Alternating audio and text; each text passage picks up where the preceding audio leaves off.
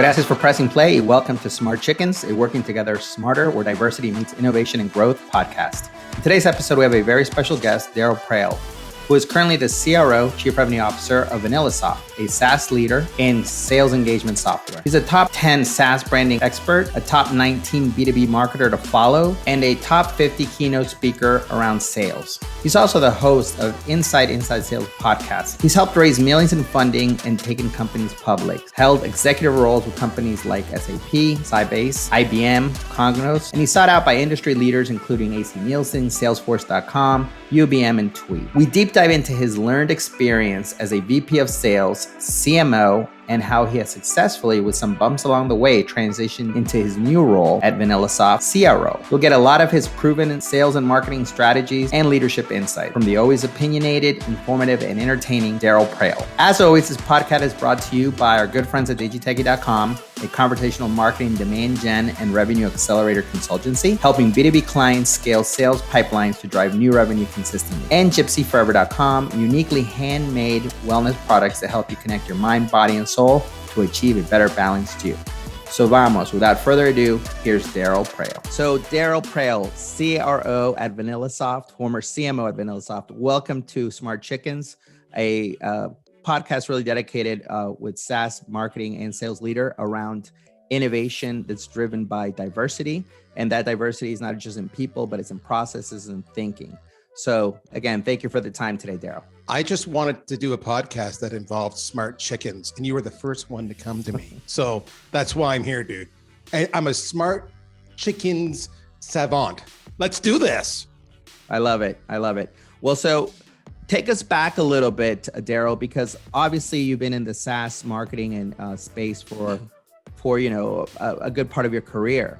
But most recently, as we were all going through this sort of cocoon period and the pandemic, July of last year, if I remember correctly, you accepted the position as CRO at VanillaSoft. So tell us a little bit about, what that process looked like, how you learned about this, and maybe a little bit about what research you did, because I know you're a very intuitive guy and connected guy. So I'm sure that you reached out and put some feelers out there. Talk us through that a little bit. Yeah, let me give you a little bit of background, and then I'll lead to the whole decision and process. So the background was, as CMO, part of my compensation was based on certain company goals, such as overall revenue. And so you work backwards in the funnel math and everything else you need to do. And I understand that the marketing team at the time needs to contribute so many marketing qualified leads.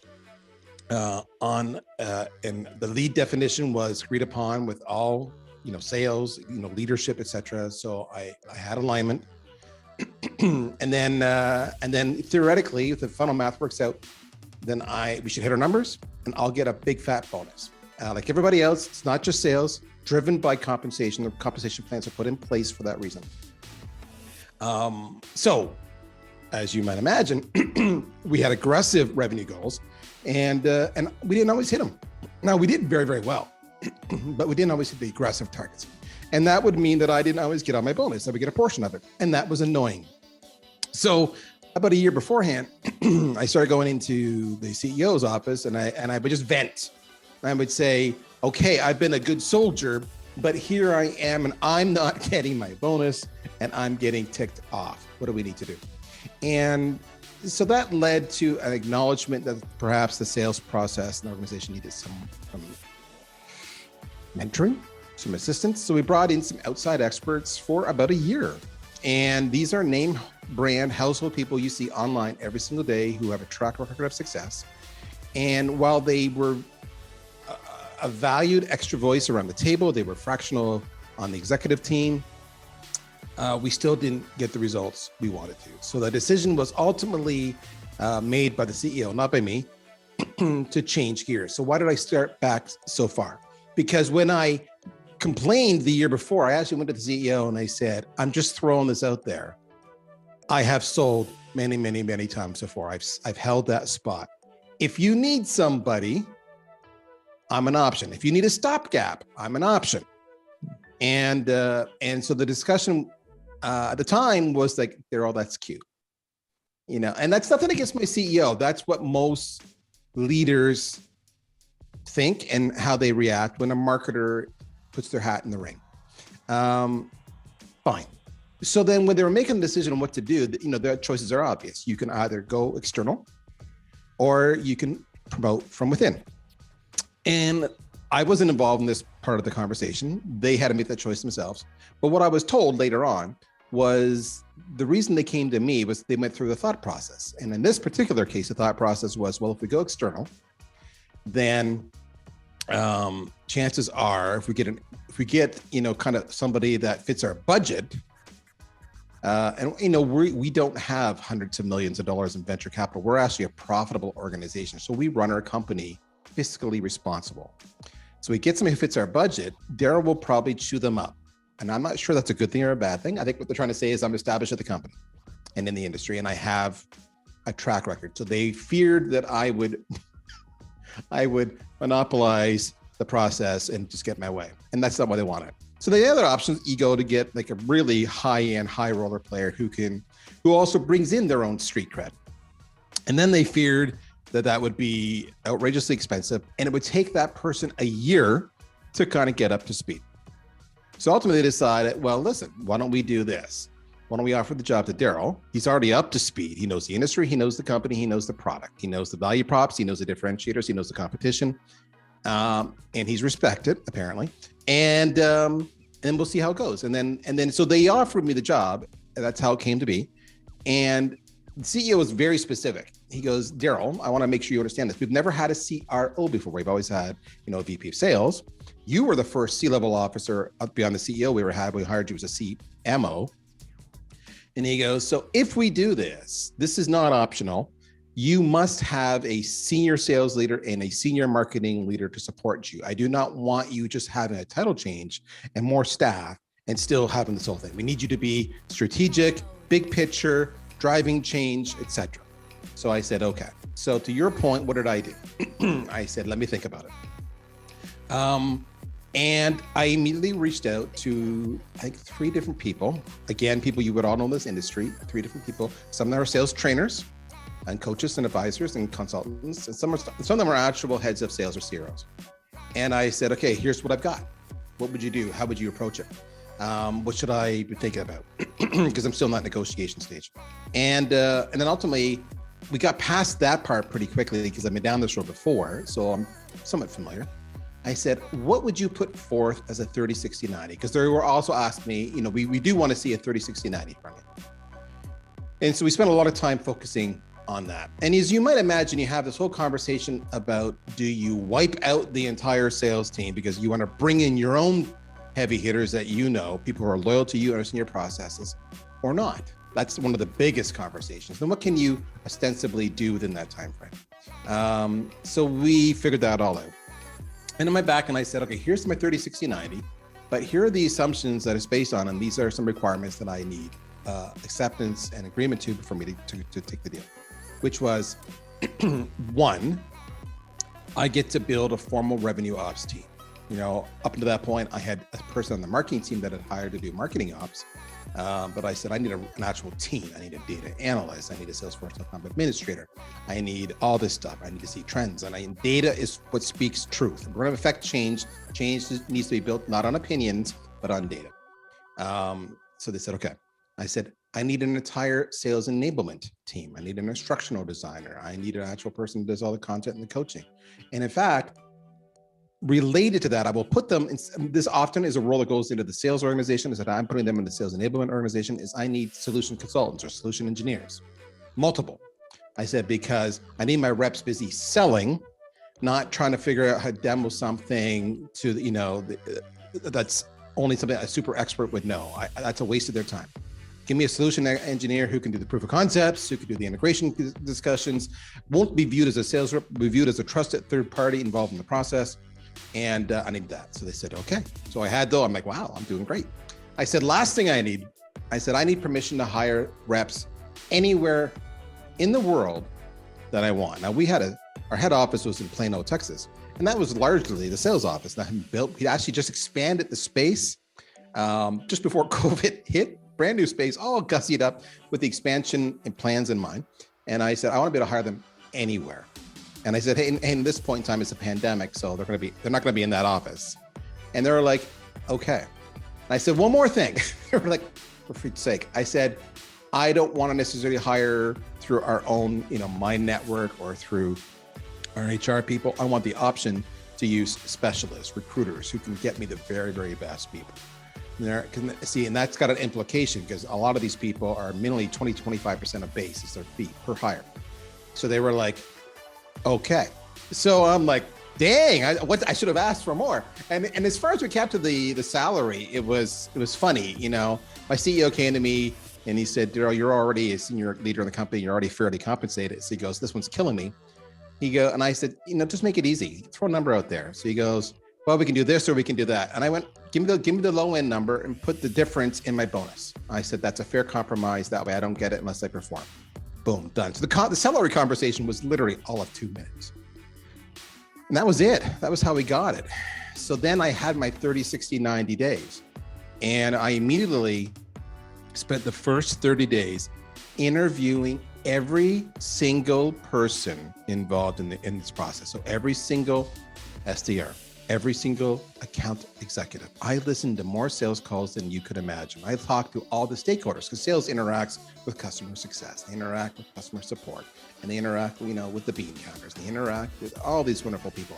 I talked to them all. And that was the hardest part because I had to figure out basically what's the plan? What am I going to do? And that was the part where I truly had my eyes open because as the CMO or anybody else who's not involved in sales, every organization has got weaknesses, warts, insecurities, shortcomings. And when you're doing reasonably well, you can hide some of that. But now here I was peeling the onion and going down deep and going, oh my gosh. And I'm listening to some of these calls and I'm actually on a number of these calls with all these reps. And I find myself, remember, up until a couple of weeks ago, I was the CMO. I find myself leading these calls because the reps, the particular reps that in this case, were just scary. And so I went back and what I did through the whole process, and this is the one thing I would tell every single senior leader or anybody who's upcoming. So whether you're a manager or a director or a vice president. And I tell this to people over and over again, and they always nod their head, but they rarely do it. And it's the simplest thing to do for job security and for job success is I communicate it up. So like once a week, I'd go for a virtual coffee or I'd have calls multiple times a day just to give my CEO, this is what I learned today. Did you know this is happening? Did you know this is happening? I learned this today. Listen to this call. And he was fantastic. He was like, wow, keep going, so what are you going to do about it? Whatever. So then the 30 days, I restructured the team completely. That's when I fully implemented the sales enablement and moved some people around, same for RevOps. And in the course of doing that, and this is the big thing, which kind of leads to the market, the alignment was not all of this. As much as I got my permission, there was a caveat. Yeah, you can do all this there. You can build the RevOps, you can build sales enablement. We'll give you a little extra money, but the budget is still somewhat finite. So we're going to give you a little extra money because we underspent here so far this year. Or maybe we can delay that hire in this other department, whatever. So we can move the dollars around, but your budget between sales and marketing is finite. So what I was able to do, because I owned it all, was simply say, no problem. And I started reallocating marketing budget, turning down some programs, reducing some pay-per-click spend, reducing maybe some of the shows I was going to attend, et cetera, and investing it over in sales to fund all this infrastructure and then to fund the processes. And that's the number one thing on getting sales and marketing alignment. There's probably two things I'm going to give you here that I say these are essential. One, you have control of the whole budget and you can move that around. Before, when you have two separate teams, as a CMO, there's no way in hell I'm giving sales my budget. This is my budget. I fought for this. We went through the approval process. I'm being held accountable to hit results. I forecasted I needed this budget to hit those results. We agreed on the budget. We agreed on what I had to hit. You take money away. I can't hit that. I don't hit that. I don't get my bonus. You're not getting my budget. But now I could. That was the first thing. That was a game changer. The second thing was changing how we thought. So it was really interesting when in the first month, maybe 6 weeks, I really kind of picked up that, okay, I'm CRO, yay, big deal. But I still had this sales team and I still had this marketing team. And I'm like, nothing's changed. What the hell? Don't they know? Don't they know who I am and what my job is? And then I realized it was my fault. And the reason it was my fault was because I allowed them to still stay sales and still stay marketing. So then what I did was I got rid of my weekly sales meeting. I got rid of my weekly marketing meeting with my key lieutenants. And I had one meeting. And the first thing I did with that meeting, I said, okay, kids, this is not a sales and marketing meeting. Your role and what you do is irrelevant. This is a revenue meeting. And everybody at this table is involved in the revenue process. Some of you are top of funnel. Some of you are bottom of funnel. Some of you are the support team. It doesn't matter. We are all accountable to revenue. And then I changed everybody's comp plans to reflect that. All right. And I updated the service level agreements we had in place. And I said, this is what we do. I don't want to hear sales and marketing. You go back to your own team and talk about selling, talk about marketing, that's fine. But we do revenue. And then we had this regular talk, and that was huge. And then the last thing I had to do, sounds crazy, on the marketing side, we had phenomenal banter. I brought in probably 2.5 years earlier Slack, just to the marketing team. And then it slowly rolled out to the rest of the company because they saw what we were doing. But we were prolific. We were all over Slack all the time. And then went to the sales side, and it was like crickets, even though they had it and they had these channels. And I'm like, guys, we got to talk. You know, if Susie's having a hard time with a sale and Billy just did that, we got to share here. So that was painful. And how I got them going was going back to the leadership. For example, we had a sales channel. And as you might imagine, because of sales, everybody who's got any kind of vested interest was in that channel, CEO, CFO, et cetera. And I went to them all and I said, with love and respect, trust me, please, I'm booting you out. And they're like, what? I'm the CEO. And I know, and I'm going to keep you in the loop. But these people feel like they can't open up and be vulnerable and be insecure and admit their shortcomings if you can see them. And they were fantastic. So we booted them out, we consolidated the channels, and then I just forced them to go. And then the last thing I had was a real interesting time, because I did bring in some of these roles, was, for example, the solution consultants or the solution engineers. My sales team and the marketing team were so used to going to success or support to get technical answers, they kept on doing that. And I lost my shit one day, and I'm like, you've got a whole team of people here who are on our team.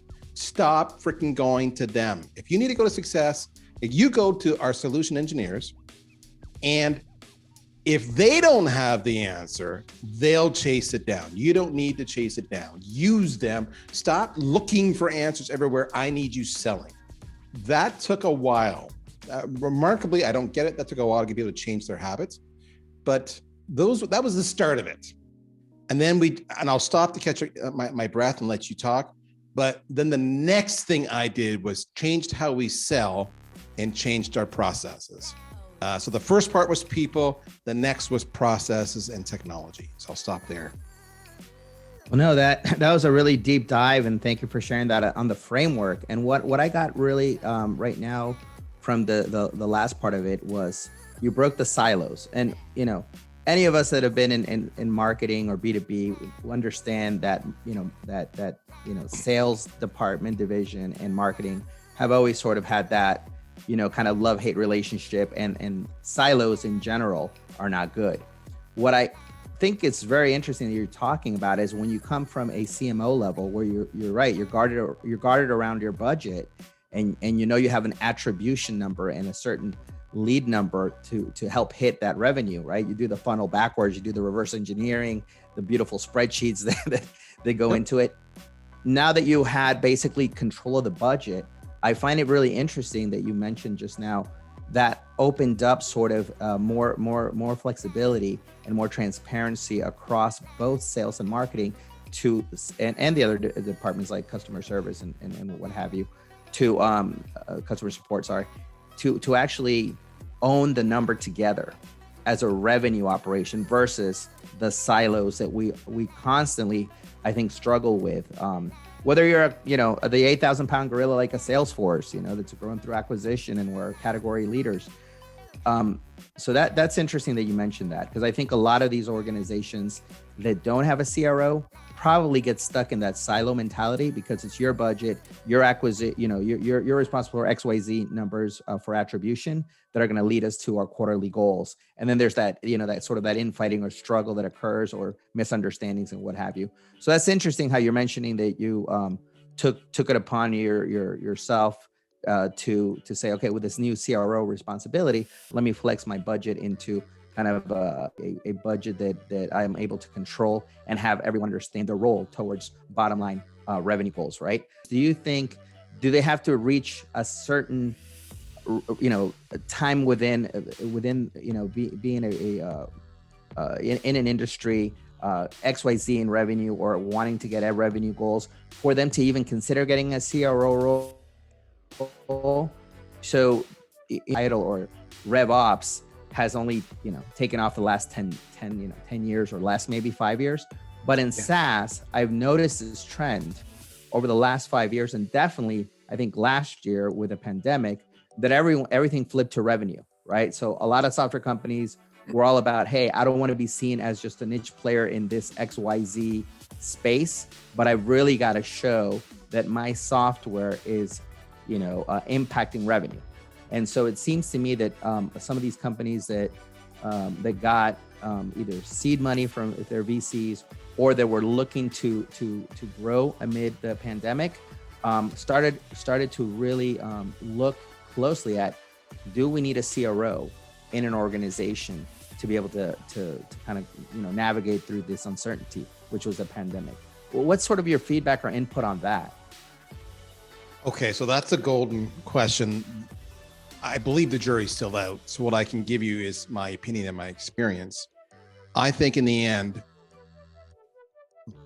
you need to look at why the CRO came into existence. Let's start with that. So in other words, said another way, you need to look at what the purposes of a CRO.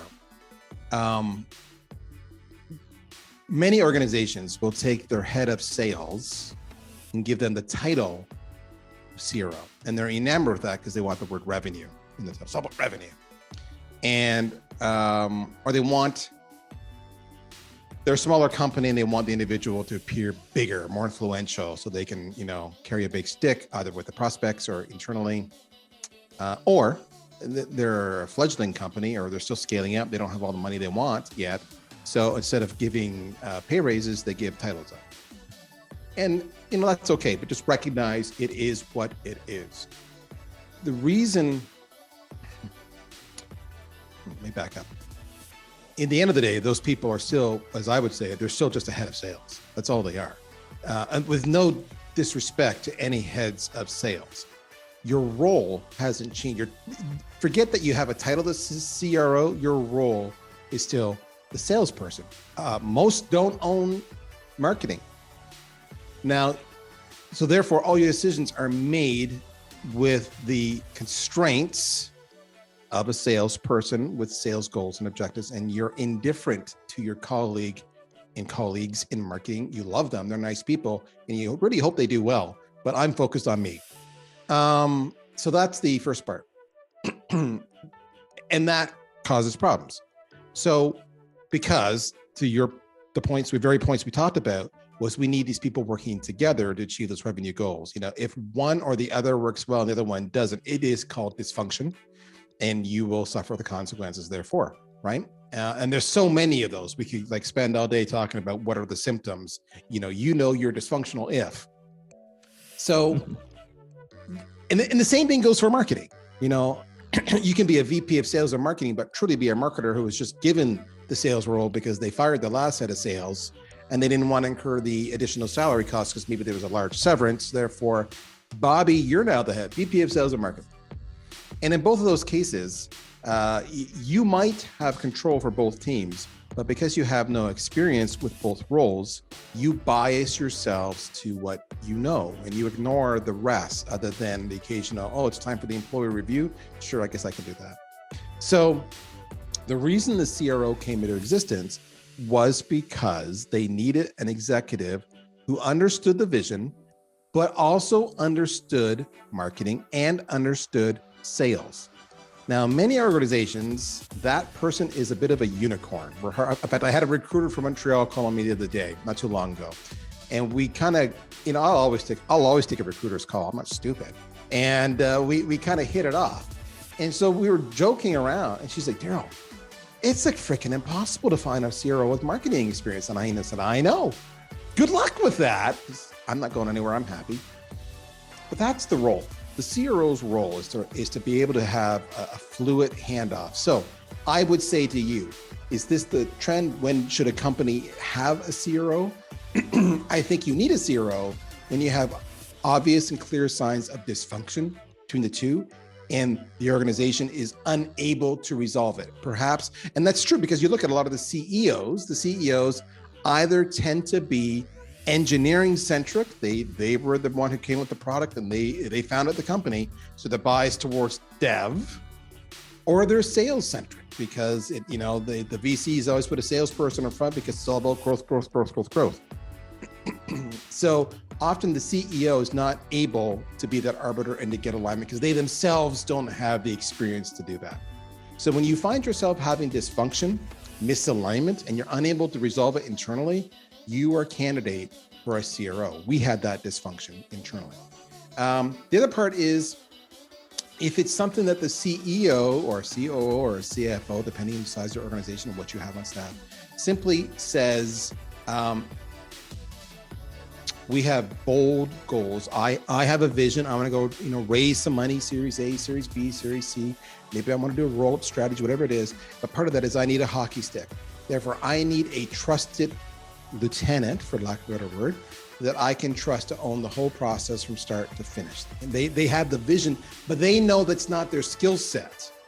Then they'll do that, because if otherwise, that means the CEO is managing the marketing and is managing the sales and is basically the parent trying to get the kids to play nice together. And that takes away from their job of strategy. And the board or the investors may have given that CEO a mandate. Therefore, I can't do the day-to-day. That's your job, Ms. CRO. That's another candidate. But as a whole, when you're small, you don't need a CRO because you're so nimble, you're working together, you're all talking nonstop. It's when you start to have truly silos starting to form. We start going, oh, look, I've got, 2 or more reps in this vertical and 2 more reps in that vertical and 2 more reps in that vertical. And we got some in North America and we have some in Europe. Okay, that you have time zones at play now, you have cultures at play now. You're competing interests in play now. The same thing, and all of a sudden your marketing team is no longer 2 people or 3 people. Now your marketing team is 6 or 8 or more. Then you're at that point now that there's a lot of moving balls, and you need one person to be the conductor, the orchestrator, if you will, of the grand plan. The biggest thing, you can avoid the need for a CRO if you, at least for a while, if you implement a killer SLA, service level agreement, between the 2 teams, and the CEO or the CFO or the COO is willing to act as arbiter for when there is disagreement.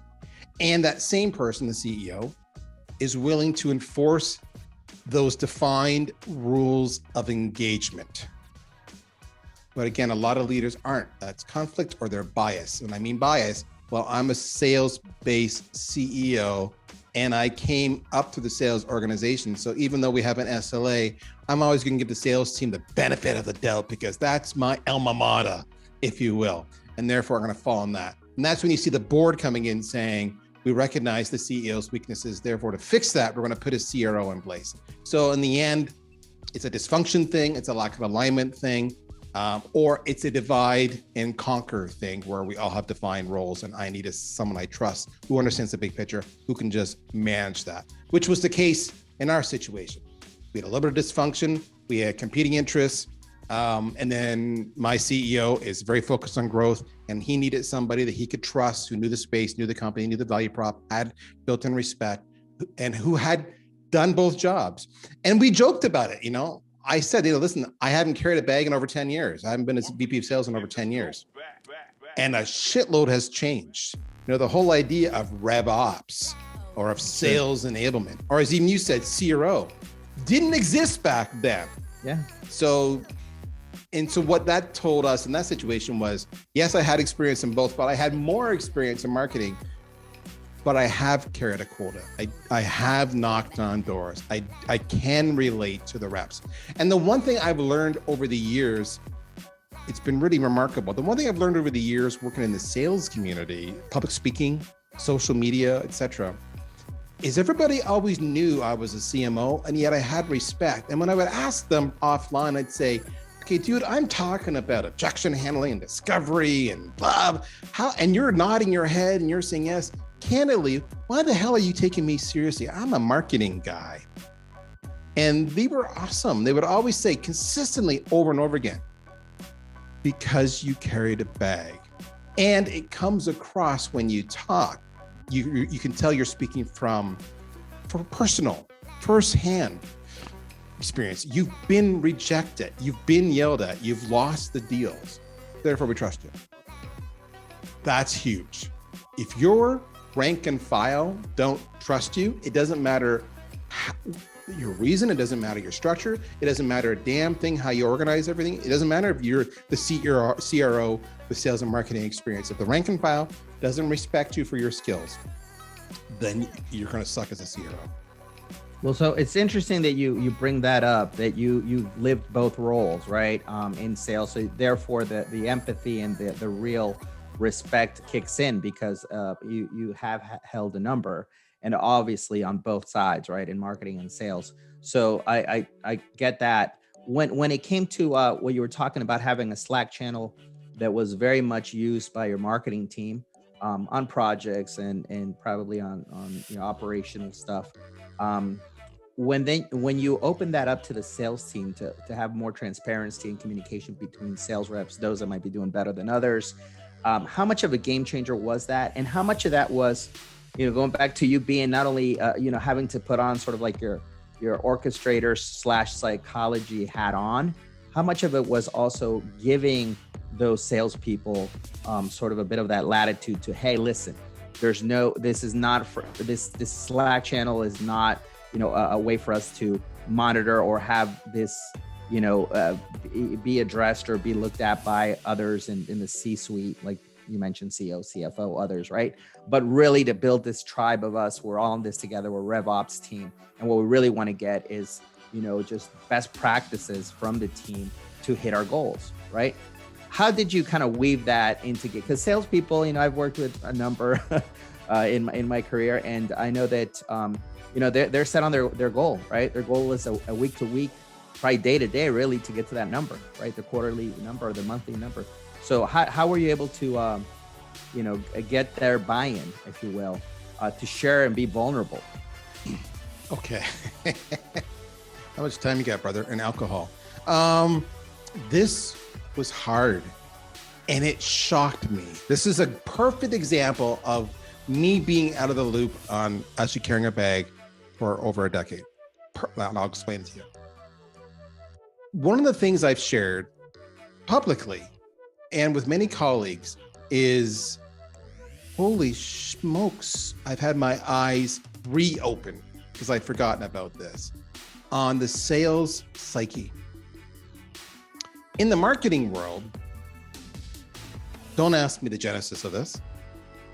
We all just divide and conquer. We're used to being project-based. We're team-based. Okay, you write the content, you do the layout, you do the syndication, you do the keyword optimization. All right, you do the social media promotion. All right, I'll do the public speaking. And it's all the same content, the same topic. Everybody are good, set, go. And then this back and forth flurry of conversations. And what this keyword, and what that keyword, and what this event. And here's my tweet if you're gonna do, what do you think of that? And Darryl, can you speak here? And boom, it's like nonstop.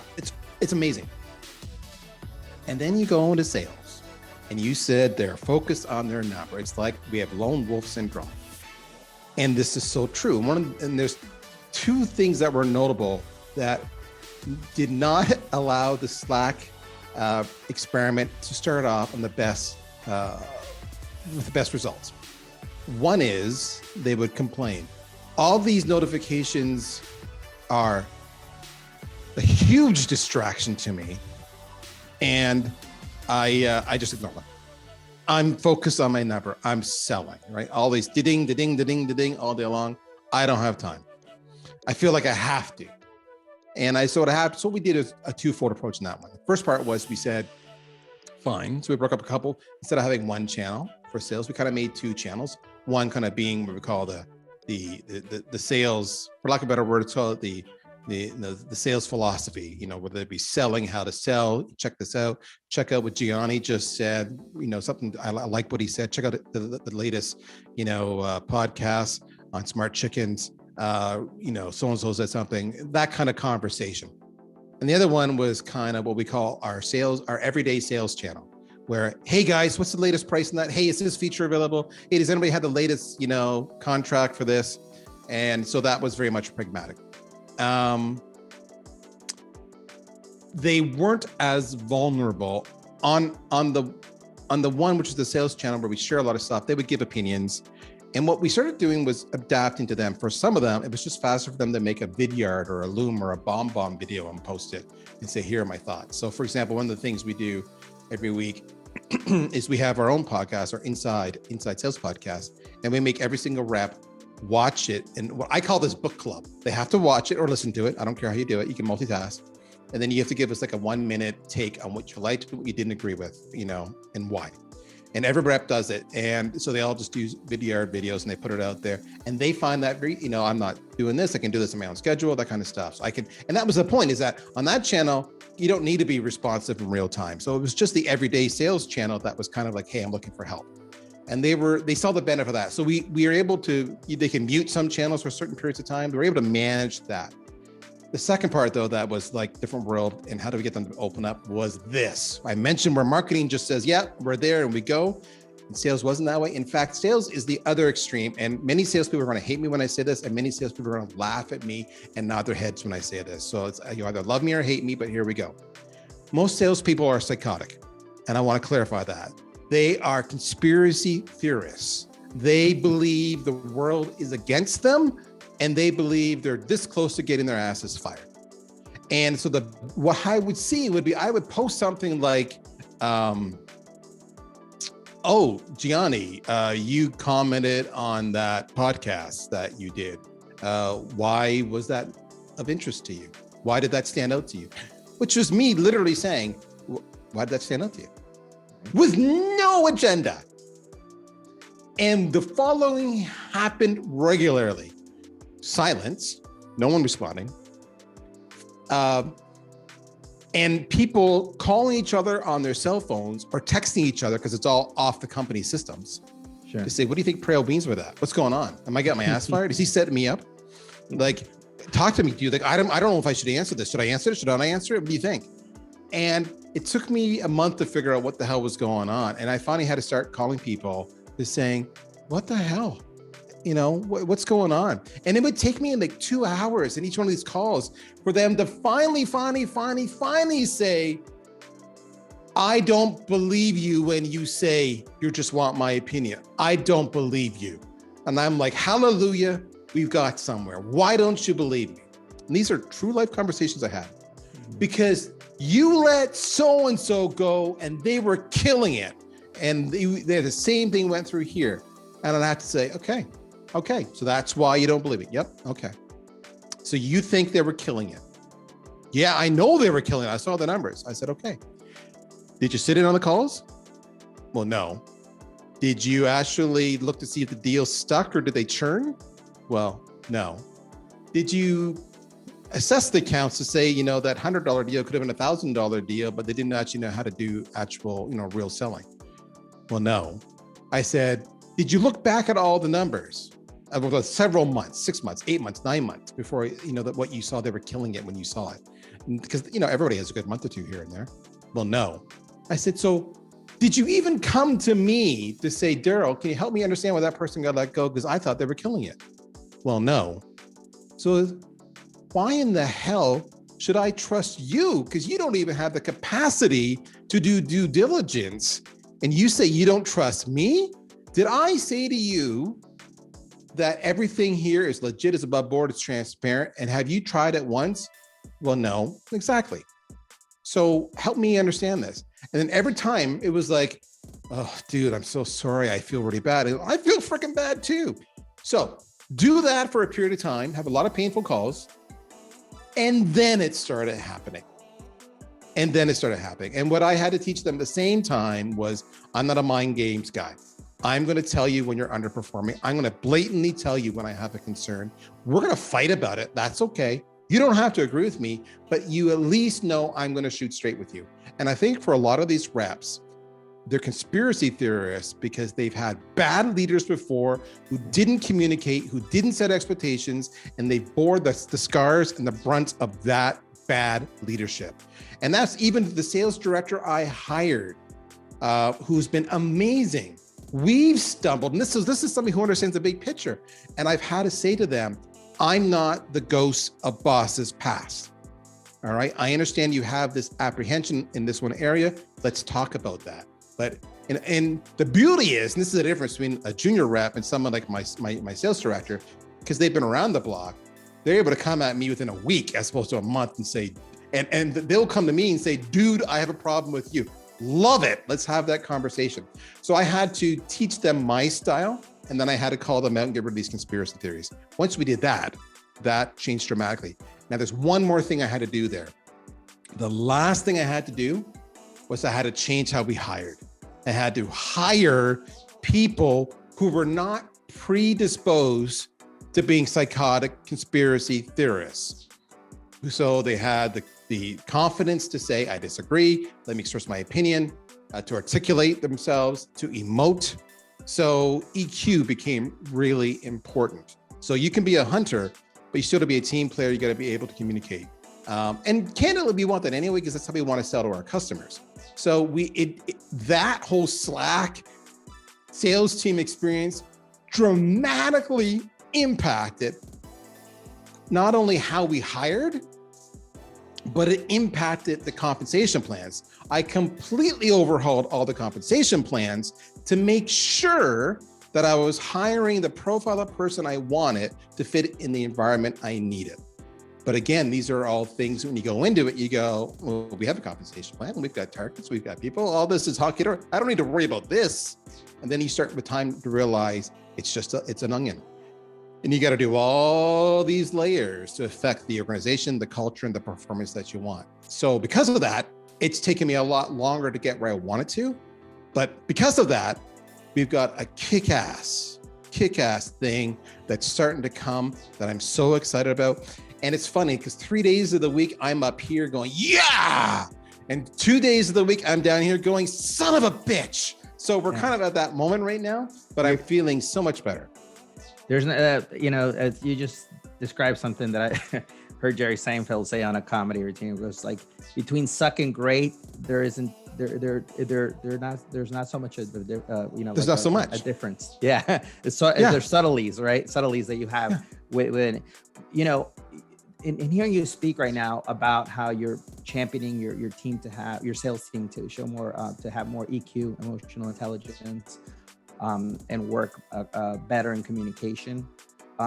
What are the metrics that you're looking at as now that you have the CRO lens, right? I know as a CMO lens, you probably had the metrics of, SQLs, MQLs, percentage of attribution, maybe retention goals, upsells. What do you have what are the metrics you think right now in your lens of a CRO that you try to hold to keep the team accountable and to help you, kind of achieve the goals that your CEO and your board wants for your organization, for VanillaSoft? Okay, so that's a work in process, full disclosure, because to achieve the goals we want to achieve, I have a few KPIs and OKRs that I needed to hit. One of them was average deal size. Go figure. The secret to maybe hitting increased revenue targets isn't that you don't have enough leads, it's that you're just not selling big enough deals. All right, well, why is that? Well, that's because you're physically not mapping the account, understanding the buying committee, understanding there might be other departments in the organization that might also want to get in on this great opportunity. And therefore you can go from 10 seats to 100 seats. and increase the average deal size. That's a simple little thing, right? The other part that is that we were a largely inbound fed sales organization because marketing was doing a great job. That marketing guy, I liked him. And to change, to hit our goals, I intentionally implemented account-based marketing, sales and marketing, to turn us into an outbound organization. So that was a dramatic culture shift. And then we brought in, historically, we'd only lived in VanillaSoft, our own sales engagement platform, so that worked well. But to do account-based marketing, we brought in Salesforce.com as well. We brought in Terminus. We brought in a whole bunch of technology. We brought in Chorus. We brought in Seismic. We brought in all these cool tools so that we could actually learn to become better people selling outbound. And that candidly has been the biggest shift of my tenure. And that's resulted in a 48% turnover. I had a recruiter tell me the other day, your team has had 48% turnover since you came on. And I said, yep. I said, and I'm okay with that. That's perfect. I said, there's a reason. And so what do we look at? Well, that's why I brought the RevOps team in. Because I can come in and say, this is the way it is. I'm Darryl Praill, don't you know? And every single sales rep's going to say to me, well, big whipsy doodle shit. I don't really give a crap. I'm Joe Smith and I'm doing just fine, thank you. So the RevOps team was all about data. So for the first time ever using Salesforce.com, that became the hub that allowed all of my tools, HubSpot, Seismic, Chorus, VanillaSoft, etc., Zendesk, Churn Zero, everything to Terminus, all come together. And I had a central repository where I could start then I measure the customer journey to see, marketing's influence and sales influence, but see all the great stuff. And we brought in sales experts. We brought in the people from Sales IQ, so Tony Hughes, Luigi Presinenzi, to help us remap our whole sales methodology and processes.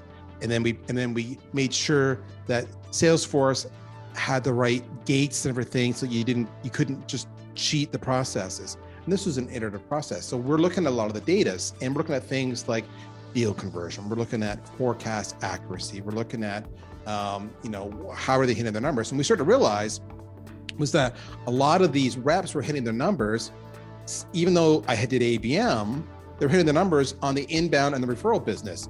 I'm glad they're hitting their numbers, but I'm trying to do a double funnel here where I have, exactly, I want them outbound. So then I had to restructure the sales team to bring in, kind of non-vertical, everything else AEs and SDRs to handle that.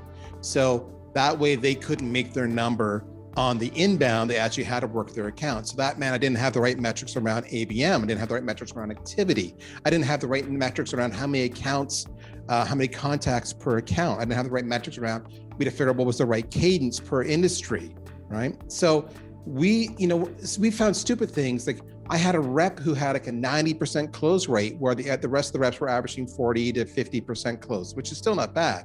But 90%? Well, once you have the data, you start to look at how that, if this person's a rock star, we should all model her. And then you realize the reason she had a 90% close rate is because she never closed a deal. So if they said to us, no, we're not going to go with you this year, come to us next year and we'll revisit and do it all over again, she would just leave it open. So in 3 years or 4 years, she would eventually close them. And therefore, that's why she had a 90% close rate. I had but try forecasting that. It's going to close next month, no, next month, no, next month, no, a year from now. Then I have another rep who would say, I'm going to close that deal in 6 months. Next week it's closed. Okay, so you're sandbagging. So we were looking at very pragmatic, tactical, how do we improve our process to make it repeatable and predictable? Forecast accuracy, deal conversion, seat count, average deal size, how much activity. I'm not a big believer on being an activity. For the sake of activity, just to check the box, right? You'd rather have quality of outreach. Yes. And give me outcomes over activity. Results. You got it. Yes. But they weren't doing either. So and then you sort of realize, okay, you're taking me too literally. That's not a get out of jail card, free card to not do activity. So then we started creating all these dashboards around ABM. So you're doing activity, but is it the right activity? So are you doing, so then we had to start looking at their activity versus their assigned account activity. So yes, they've done, they did 30 activities yesterday or 40 activities yesterday, email, phone, whatever, but only 10 of them were to actual named or assigned accounts. Okay, that's a problem. All right. So you're getting to this granular and changing their thought process. I wish it was something more sexy than that, but it's not. It's looking at the minutia, looking at the trends, so you can affect the change to the process. And the biggest thing we found is, once they found a champion, they would ride that horse to the end. And so what we started to do was have alerts to say, a deal's at this stage, but there's only one or two contacts on the opportunity. How is that remotely possible? You got to open up the sphere of influence. Yes. So question about that, because now we're talking about inbound and outbound, right? So inbound, let's say the last 10 years and even more so, probably longer than that with HubSpot, the whole inbound methodology was what CMOs did very, religiously, pragmatically to get that top of the funnel and move that buyer down the journey. But now you've got technologies like ABM, you've got sales enablement software companies like yourselves, what do you see as a percentage of what's healthy, I guess I should say, and specifically in SaaS and B2B, right? Where it's a long sales complex cycle between outbound and inbound, right? Because I think that's where a lot of SaaS companies struggle, which is how much time, energy, resources do they need to spend to their BDR, SDR teams for outbound and AEs? And what about for those that are going to be working on the marketing side of things? Your marketing team is doing all the inbound activity with all the content, the flywheel to bring people into the website to kind of warm up and have a little bit of that air coverage, right? What are you seeing as a healthy kind of balance now that you're at that CRO level and have to see both ends, right? Yeah. I mean, clearly the biggest thing, the challenge we had was we never had a shortage of the inbound. With the inbound, you're really focused on, is it the right inbound activity, right? So what we had to start doing was getting a lot more particular with what we were doing. So simple, and there's a couple examples we're doing. We got rid of the free trials. You can get a free trial with us. And that was always our number one call to action to drive inbound activity. The problem is what you got was a lot of tire kickers, a lot of people that churn in a month or two.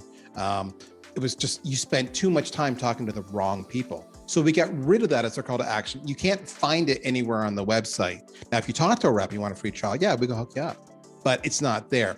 To eliminate, so what happens is that your inbound activity drops, but what you've got is quality. So it's quality over quantity again, right? The next thing, we're about to launch a new website this month. And then what we'll be doing that when we launch that new website is pricing will disappear from the website again on purpose. Now you want price, you got to call us. So you're already self-qualifying that you're serious. If you're just kicking the tires, you're not going to call us, and that's cool. So the volume is going to drop again, but the conversion rate is going to go up, and I'm okay with that. So what I'm looking at are the conversion ratios to start with, not looking at the sheer volume. On the sales side, the reps are going to go wherever there's business to be had. All right. So for example, what I inherited was I had SDRs that got paid $100 for every demo they booked. That's how they had their base salary, but then $100 per demo. So then you would get all these demos and half of them wouldn't show up, or they'd be shit demos. And you're like, what the hell? And you go back to the guy, didn't you qualify it? Listen, I got paid $100 to book a demo. I booked it. They accepted it. I want my $100. Okay. So that's why we changed the compensation plans. And that's also why we started changing the sales methodology. And that's also why we started changing how we recruit, adding more EQ, everything else. So we needed to be very tactile. And that's also what we started saying, okay, we have AE who are specialists in certain verticals, and then we have generics. All right. And then we had some reps who they just didn't want to do social selling and digital because they were working the phone and they were busy. So, but we knew that was a missed channel for some of our reps. So do I keep the rep and just suck it up, or do I get rid of the rep, even though they're doing their numbers? And what I ended up doing was I ended up getting dedicated people actually in Eastern Europe who are much more affordable in length. I don't ever put them on a phone, even though they speak very good English. And all they do is social selling and digital and email and live chat, and they qualify and they pass it off to the rep. So you start as a little bit of you're adapting to the situation and embracing what you've got. But for me, the stats I'm looking at in the end can best be summed up by saying, I am looking and tracking stats that are giving me indicators that the process I want to put in place, because I feel if I put this process in place, this outcome will happen, that we're trending in the right direction, because I am dramatically changing how we sell. And I'm dramatically changing my expectations. And sales reps are resilient. If you were to say to them, oh, I can't sell any more 1-seat deals, I have to sell 5-seat deals. Okay, I'm not happy about it, but okay. And then they just start selling higher. So those are the kind of deals in the stats that I'm looking at. I know it's very, kind of lame. No, but the fundamentals are always important, and you're putting a framework and a process, and it's working from all the indicators that you've shared with us today. Exactly. Quick fire drill, sort of 5 questions that I like to ask, my guests, which is one, if you could go back in time, if you got on the Back to the Future DeLorean with Doc and Marty, what would you tell a younger Darryl Praill about his journey in this world of B2B software and going through CMO to CRO? One. I would tell them you're going to have a lot of ups and downs, and there's going to be big ups and shitty downs. But to have faith in yourself, you know what you're doing, you're smart, don't doubt yourself, but never be so cocky that you stop asking for help. Just have faith in the process. Surround yourself with good people. They'll be there for you when you need them. That's good. And then 2 more questions that I have for you. One is, I believe that readers are leaders and vice versa, leaders are readers. So what are 1 or 2 book recommendations that you think have impacted or are helpful in what you've gone through right now as a CMO to CRO, sorry? I'm always reading. There's a ton of books. I'm looking to see, normally I have 2 or 3 books here on my desk. Ones that have impacted me, Blue Ocean Marketing impacted me, which is the premise of going where others aren't. It's not a red ocean, it's a blue ocean. Crossing the Chasm, it's an old one, really helped me understand the buying cycle and who you're selling to and how to target, and then how to accelerate. And then on the sales side, Keenan book on gap selling, nothing, crazy about it, but it just kind of framed it all for me. I'm like, yeah, that, we want to sell into the gap. So, and that was never more relevant. And then when the pandemic hit, you had to pivot. You want to sell into the gap, and that's where you want to focus. Yeah. And Darryl, everyone in the industry knows you because you're always giving a lot more than receiving. You have that 80-20 rule of give to build a community. I know we're both members of the Peak community. What are your thoughts around that? How are you able to differentiate yourself through brand building and community? What are some of your nuggets of wisdom? Because you're doing it really well, and congrats. I know you went through 100 and plus episodes now on your own inside sales. I saw the 100th episode with BJ out of London. That was a great interview. Yep. But what would you say to folks around how to kind of get away from the sea of sameness through content? The biggest thing I believe, there's a couple of things going on in place. I believe one, it's the right thing to do, to actually give more than you get. It's like a parent, you're giving to your kid. Right? That's what you're doing. I got 2. Sometimes you're just giving you grief. You get it, right?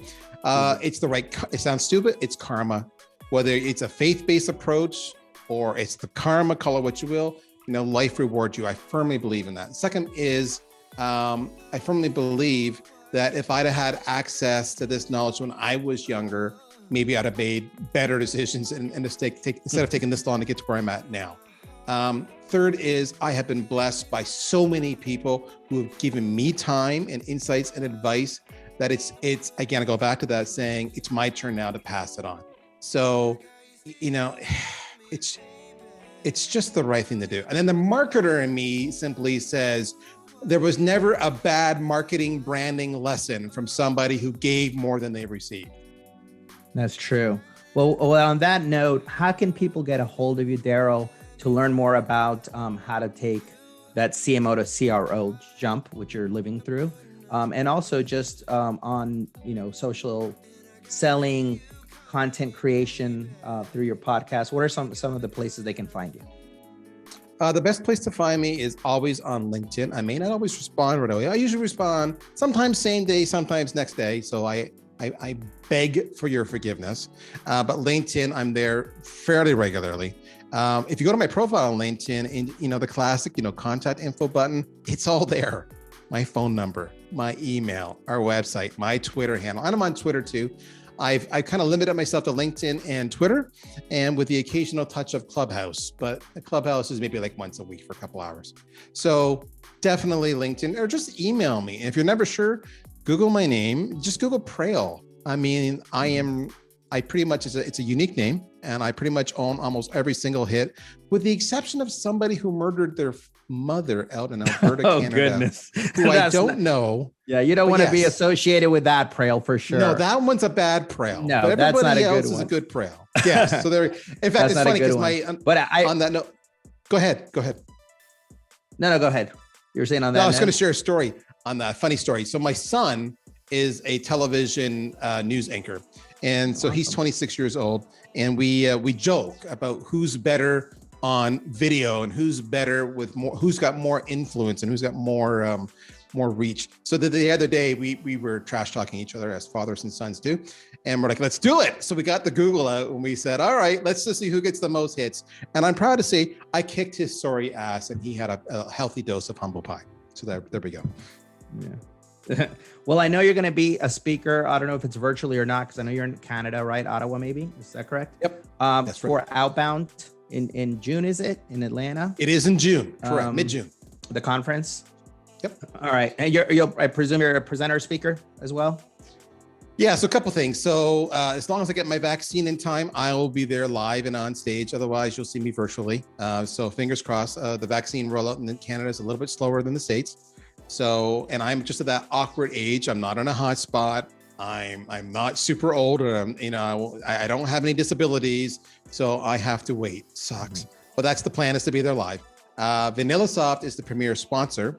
But I am, the plan right now is I'm opening the show. I'm speaking. I'll be there shaking hands, and basically, I guess I'll be virtually shaking hands from 6 feet apart.